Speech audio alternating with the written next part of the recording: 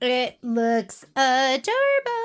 And my screen just stopped. So I'm going to put in my red bobbin. It stopped right before I ate an orange. So I have orange on me too.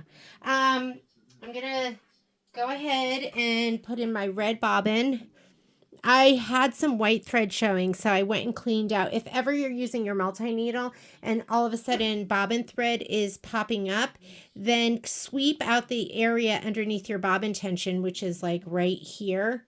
And I had some lint in there. And the tiniest bit of lint can get in the way and cause you to have tension issues.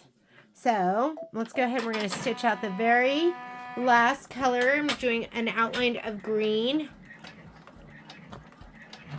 And then we're going to rehoop.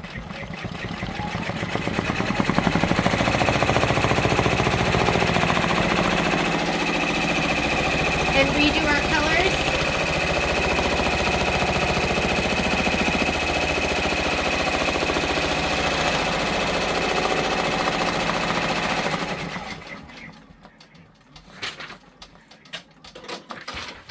So 06 is done. Now we're going to go ahead and we are going to do 07. This one's going to be a little bit longer.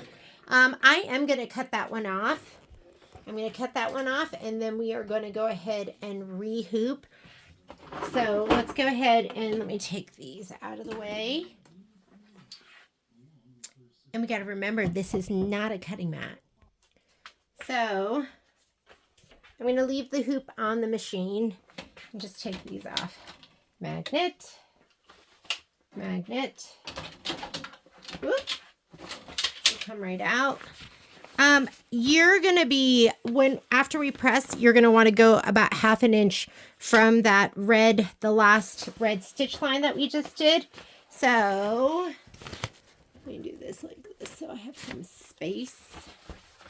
And take off my stabilizer. I will not really do that final trim until my blocks are pressed.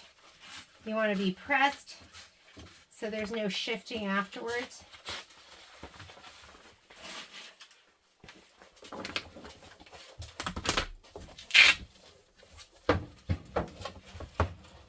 Don't cut on this pink mat.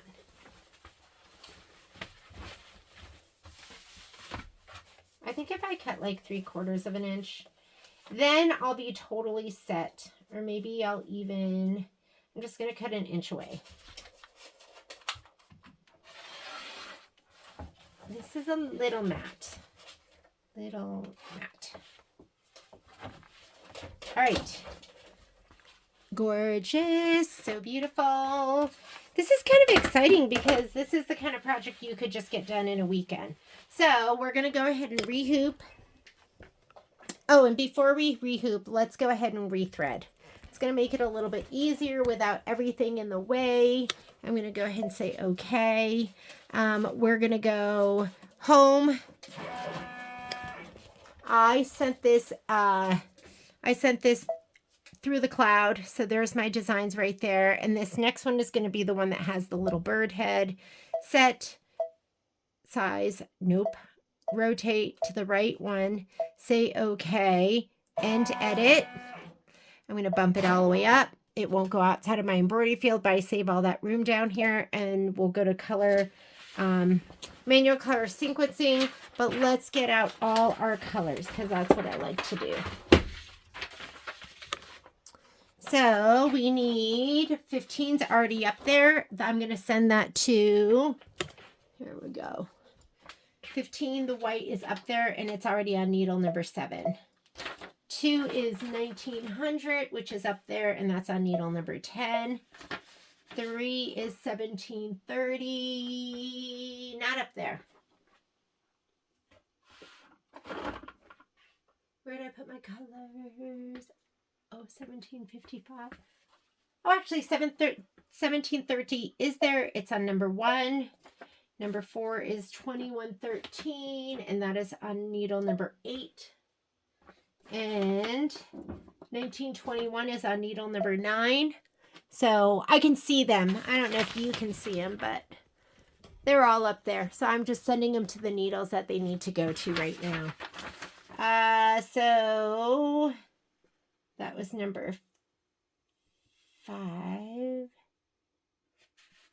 21, 13 is on, I'm confused. Let's go back. That's on 7. That is on number 10. That is on number 1. That is on number 8. That one is on number 9. There we go. 6 is 19. It goes back to 1900, which is on number 10. 7 is on 1730. That goes back to, see, it's here and here. So 730 is on 1. 8 is 2508, which is on number 3. This is kind of nice. We don't have to redo any of these. And 5730 is not up there. So what I'm going to do is I'm going to pause it right here. I'm going to put a pause, and then we'll go ahead. And now I'm just going to throw in some pauses. So there's already a pause right here because we're going to be laying down some fabric. So I'm going to leave it right there. And why don't I pause it here? And remember, you have to set your pauses. There's already one there. And I'll set one here. That's important because that's where you're going to put in your red bobbin. I'm going to go ahead and say, okay, embroidery. We didn't even have to do any of those first colors. They were all up there, so I just needed to send them where they needed to go. I'm going to go ahead and grab a piece of stabilizer. Grab my fabric right here. I'm going to pop this up. Uh-oh, Momo's barking. Naughty dogs. And this button will put your hoop forward, but I don't know if this will go forward at all. Didn't really go forward, just centered. But that's okay too. I'm going to hold it here. Can you see this? Can you see me rehooping? Just so I don't have to take it off.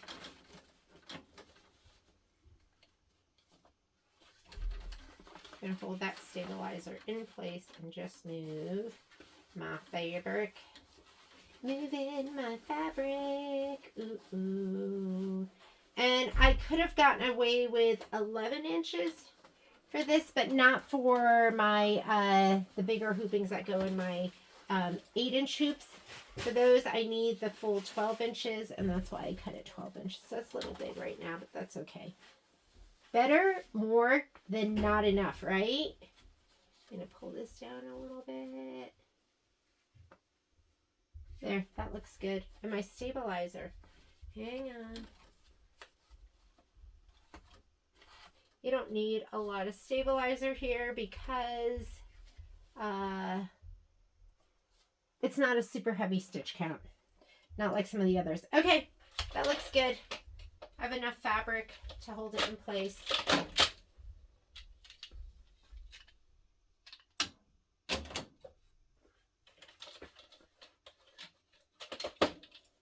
They're all stuck together. I'm just going to pull this taut. I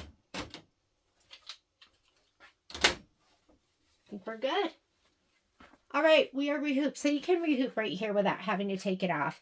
And this is what we're stitching. I'm just going to go ahead and say okay. And unlock and hit go. Oops, bobbin.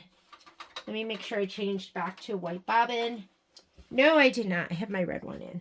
So I'm going to go ahead and put my white bobbin in.